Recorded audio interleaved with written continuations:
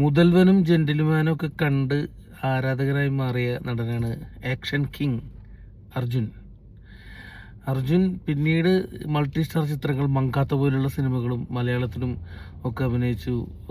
Character റോളുകളിലേക്ക് പോയി. ഇപ്പോൾ നായകനായിട്ട് തിരിച്ചു വന്നിരിക്കുന്ന സിനിമയാണ്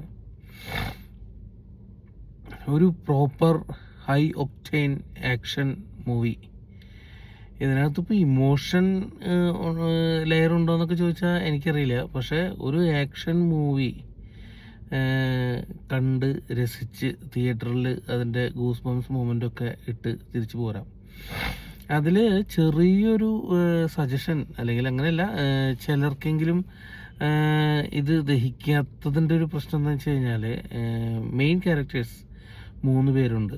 അർജുൻ, പ്രീതി മുകുന്ദൻ, അഭിരാമിയെ പണ്ട് 2000-ൻ്റെ തുടക്കത്തിൽ ഒരുപാട് സിനിമകളിൽ നായികയായിട്ട് വന്നിട്ടുള്ള നടിയാണ് പ്രീതി മുകുന്ദൻ. ആ സൈക്കൂടെ പാട്ട് മുതൽ തമിഴിൽ 2ാമത്തെ ഹിറ്റാണിപ്പോൾ. മലയാളത്തിലും സർവമായ എന്ന് പറയുന്ന ബ്ലോക്ക് ബസ്റ്ററിൽ നായികയായിട്ട് വന്ന നടിയാണ്. ഈ 3 പേരുമാണ് ലീഡ് ക്യാരക്ടേഴ്സ്. പക്ഷെ ഇവരെ കൂടാതെ അതിനകത്ത് വന്ന ഒരു നടന്മാരെയും അവർ മുന്നേ അഭിനയിച്ചിട്ടുണ്ടോ ഇല്ലെന്ന് എനിക്കറിയില്ല. എനിക്ക് കണ്ടുപരിചയം തോന്നിയില്ല. മെയിൻ നെഗറ്റീവ് റോളിൽ വന്ന വില്ലനായാലും ക്യാരക്ടർ റോളുകളായാലും ഒക്കെ ഒരു പരിചയമില്ലാത്ത മുഖങ്ങളായിട്ടാണ് തോന്നിയത്. അതിൻ്റെ ഒരു ചെറിയൊരു പ്രശ്നം തോന്നി.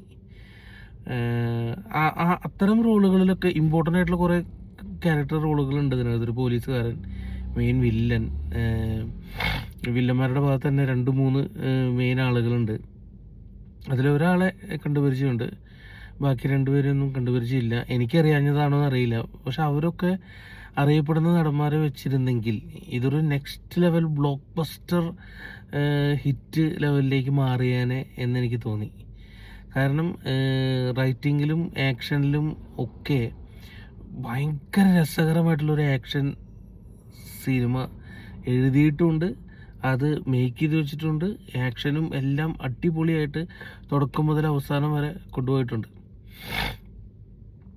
ഇത് തിയേറ്ററിൽ ഇരുന്ന് എൻജോയ് ചെയ്യാവുന്നൊരു സിനിമയാണ്. അപ്പോൾ ഞാൻ കണ്ടപ്പോൾ എൻ്റെ തൊട്ട് പുറകിൽ ഒരു 3 എന്താ പറയുക ഹൂളകൾ ഇരുന്ന് വെറുതെ വർത്തമാനം പറയുന്നുണ്ടായിരുന്നു. അത് കാരണം കുറച്ചൊക്കെ എനിക്ക് ഇറിറ്റേഷനും ഡിസ്റ്റർബൻസൊക്കെ വന്നു. അതല്ലെങ്കിൽ തിയേറ്ററുകളിൽ കണ്ട് ആസ്വദിക്കാവുന്ന ഒരു അടിപൊളി ആക്ഷൻ മൂവിയാണ് ബ്ലാസ്റ്റ്. എന്തായാലും അടുത്ത വീക്കെൻഡോട് കൂടി ഇപ്പോൾ ഉള്ളതിനേക്കാൾ കൂടുതൽ ഷോ കൗണ്ടുകൾ വരാനാണ് സാധ്യത. ഈ വീക്കെൻഡ് മിസ്സായവർ അടുത്ത വീക്കെൻഡ് എന്തായാലും പോയി കാണേണ്ട സിനിമയാണ് ബ്ലാസ്റ്റ്.